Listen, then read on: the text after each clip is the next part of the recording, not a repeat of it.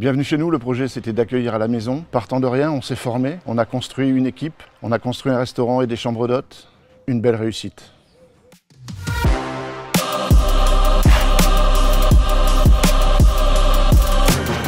Le lieu bienvenu chez nous, c'était de garder l'identité d'une maison. Donc avoir 4 chambres et un lieu de vie où les gens puissent participer à notre vie, puisque nous on habite sur place. Donc le projet s'est construit par étapes.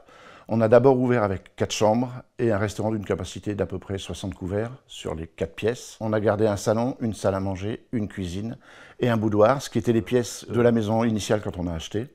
Et on a travaillé la décoration par pièce. Du coup, les gens réservent dans la salle à manger ou dans le salon ou dans la pièce boudoir en fonction de l'ambiance, en fonction du nombre de convives qu'ils sont.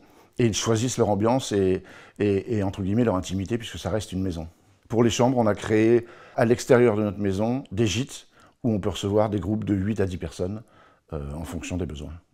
On a décidé au bout de 4 ans d'existence de se former. On a eu la chance de trouver entre guillemets l'excellence. Le chef c'est un MOF, donc meilleur ouvrier de France en 2004. Ce sont des gens qui ont la compétence produit, mais aussi la compétence humaine.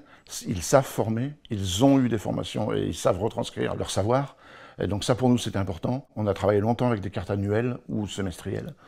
Le client a beaucoup évolué, le client veut du changement, veut pouvoir goûter des choses. Donc on s'est adapté et on a une carte qui est modifiée tous les 2 ou 3 mois en fonction des saisonnalités.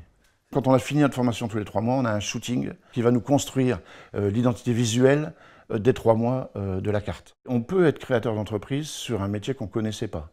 Ça demande certainement beaucoup plus de travail, beaucoup plus de passion, beaucoup plus d'investissement qui soit financier ou personnel. Il faut bien s'entourer des bonnes équipes, que ce soit du personnel ou des formateurs.